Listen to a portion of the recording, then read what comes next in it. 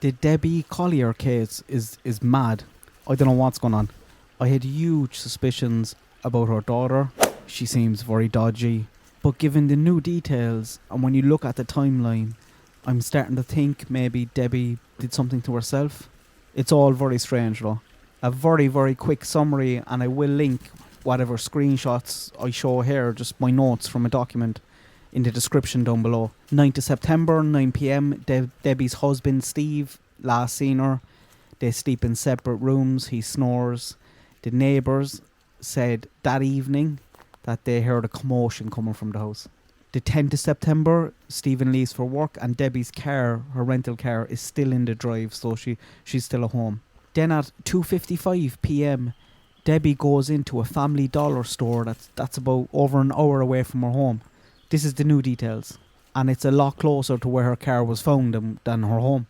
You'd actually have to drive past the spot where her car was found to go to the dollar store, then turn around and head back home. But at 2:55, she goes in there, seems calm, doesn't seem like she's under any duress or anything like that. She buys paper towels, a tarp, a tote bag, a lighter, and a rain poncho.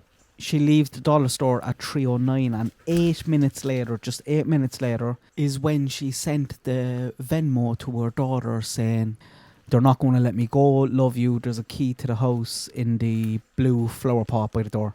At 5pm, a police officer sees Debbie's car where it's actually found, but he didn't know she was missing at the time. But he recalled the next day seeing it, so she's there already by 5. Then, just after 6, she's reported missing by her daughter. The following day, her car is tracked and she's found. So the key time really is from 3:09 when Debbie leaves the Family Dollar store and 5pm when that police officer seen her car. It's a very, very short gap. She's about an hour away from home. She would have arrived in, I think, at 3:26. If Debbie drove straight from the dollar store to where her car was found, she would have been there and all at 3:26. It just doesn't leave much of a gap at all.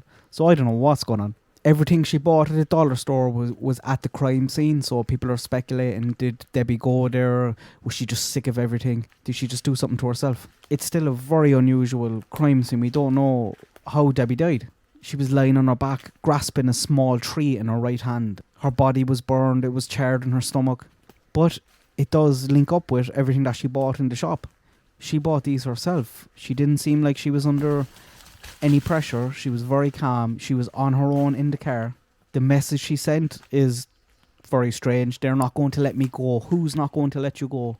Like demons in her head, maybe, perhaps? And it's very just a casual message. Why would you do this? Nothing about this makes any sense. There was loud screaming coming from the home the night before, so was there an argument and was Debbie just sick of everything? Or did something more nefarious happen? All the family said that Debbie wasn't suicidal. The boyfriend of the daughter, who's back on the scene, threatened violence against the family in the past. It looks like the police have looked into the daughter as well. Obviously, I think everyone was thinking that at the start. It just seems so dodgy. They executed a search warrant on her home, and I know they took everyone's phones as well, I think. But it's an extremely strange case. And it all comes back to the kind of key times between 3:09 and 5pm. What happened within those 2 hours? Like you can even narrow that again down to the 8 minutes from when Debbie left that store to when she sent that message. That's not enough time to drive to where her car was found at all. So she would have been on the way there. She would have been driving, maybe still pulled over outside the shop. What's going on? Like, the police were the ones who said they were treating this as a homicide investigation. So, and maybe they have to just to be safe. But with this new details coming out, it does look like perhaps Debbie did something to herself. How and why, I have no idea. I don't understand or see where the narrative that the police have ruled out that Debbie did this to herself. Like many news channels and newspapers and loads of people on YouTube are reporting on that. From what I can see, they haven't completely ruled it out. None of the articles on this case can give you a quote on that. They give you a quote of them saying it's not related to kidnapping, and then the articles say, and later they ruled out suicide. They didn't. I believe what they said is there's no indication, there's no evidence at this time. And that was before an autopsy, before toxicology results, and also before the footage, I think, of the dollar store. So have law enforcement ruled out Debbie hurting herself? I don't think so. If someone has a source for them ruling it out, with quotes, can you please send it to me? And the police do seem a bit sloppy here. The location of where Debbie's body was found was a disgrace. They didn't clean her up properly. Shows a lack of respect for themselves, lack of respect to Debbie and her family. Newspapers seem to be reporting on this a bit dodgy, and definitely YouTube will like the whole idea, and people are very quick to say this is definitely a murder, so we're not even going to entertain anything else. And I get it, it will sell more papers, it will get more views. Everyone loves a murder mystery. But is that really what's going on here? I don't see it, I don't think it fits. I'm not saying it's impossible, but it looks less likely, a lot less likely to me based on what we know at this stage.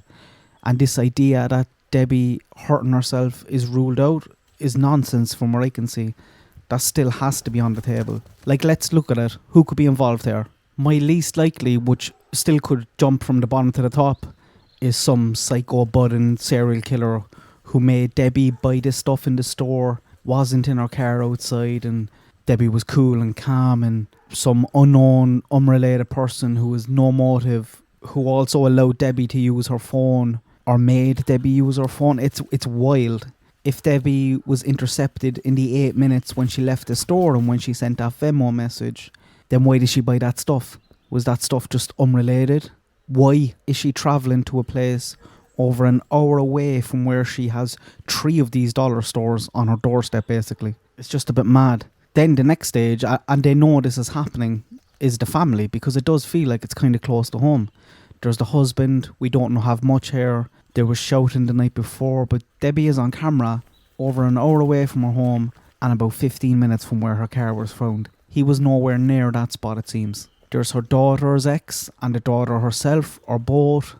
Most people on the internet anyway seem pretty sure that her daughter is dodgy, and I'll admit I was thinking the same. She has a bit of a record, but who doesn't, it seems, in the States these days. She seems okay in interviews to me. Probably other stuff going on as well, like you're going to have some guilt around, did I drive my mother to this, if it is self-harm? Like, but how can she do this? I think she's going to alibi out. Her home was raided, her phone was taken. She's just too far away from the location and Debbie at key times. I don't think she's intelligent enough to do something like this and get away with it without leaving any evidence in this time frame. I don't think many people would be. You're bound to leave some piece of evidence there. I know people are kind of desperate to go down this road, but I just don't see it. That might change, but in my opinion, it's not the most probable scenario at this stage. Like, look at it this way. Debbie sent a Venmo 8 minutes after she was on camera at the dollar store. This is at least 9 minutes before she can get to the location where the car was found. Debbie's daughter was calling her as soon as she got that message, so her location is known, and I don't see how there is time for anything given that Debbie is about an hour drive away. The most probable scenario to me at this stage is Debbie hurt herself. There was arguments with her family constantly, and I think she just got sick of it. This scenario being she's sick of it, drives over an hour, 15, 20 minutes away, goes to a store, buys a poncho, buys things to start a fire, dumps her clothes, purse, cell phone. She's wearing a poncho so people don't realise she's naked in the car or walking into the woods. She goes to a spot in the woods. She leaves her car unlocked, by the way. You would think you'd lock your car if you were intended on coming back, wouldn't you? It seems like it also might be hard for her to get to that spot because she has a bad back, but if you have no intention on going back to the car, then you probably could get there. Like, she starts a fire, she takes some pills. Maybe she was hoping the fire might destroy evidence of an overdose. I don't know. Pure speculation from me. It's a very, very strange scenario and case. Don't disregard it because you think it's unusual that a woman might set fire to herself to self-harm. That's not totally unheard of. There's plenty of cases online you can find on that. But then, if that is the case, why send that Venmo message? Why try to burn your body? She was holding on to a small tree. It's so strange. Is there any incentive for Debbie to make this look like a murder? And just 2 scenarios on that. Would it be insurance? I was looking up last night how insurance companies navigate this type of situation, and it seems that most will pay out after 2 years. Does Debbie have an insurance policy in the last 2 years? And the second one being, maybe there's a sort of shame around herself. If Debbie did do something to herself, she's obviously very sick, or was very sick, bless her.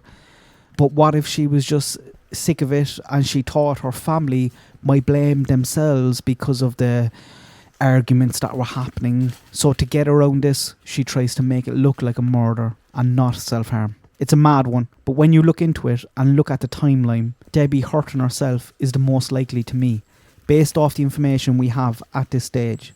I'm not sure this is a murder mystery that some people think or want. And be mindful of newspapers and some YouTube channels who are doubling down and saying there's no way in hell this is self-harm, and they just refuse to even entertain it. Everyone gets a bit excited about a murder mystery. We all do it. That stuff will sell way more newspapers and those videos will get way more views. But the facts are starting to look like, more than likely, self-harm. At least I don't see how the law enforcement can rule it out. I don't think they ever did. They said the information they had at that time and just the general how unusual the location and the circumstances in which Debbie's body was found would mean that there's no obvious indication of self-harm, and given how unusual it is with the Venmo message, and they have to investigate this as a homicide. We have no cause of death yet. If there was gunshot wounds, they'd probably tell us, wouldn't they? I wouldn't be surprised if it's an overdose of sorts, and I think the investigation will come back at the end of the day and say, no, it's actually self-harm. That's just my thoughts. Things could change very fast. Like the last one I have on the list is an unknown killer. That's the scariest one, because more than likely that's a serial killer who will go again. Someone who makes the victims unknowingly buy the items used in their own murder. That's mental stuff. But that's where we are. If someone in the area has unusual activity on their phone and strange messages and turns up dead in the woods, then that jumps from the bottom to the top. Let me know what you think. It's a mad one. Have a look at my notes. I'll link them down below and I'll update them in the next few days. The same link will work whenever you're looking at this video. Good luck. God bless. Have a good day.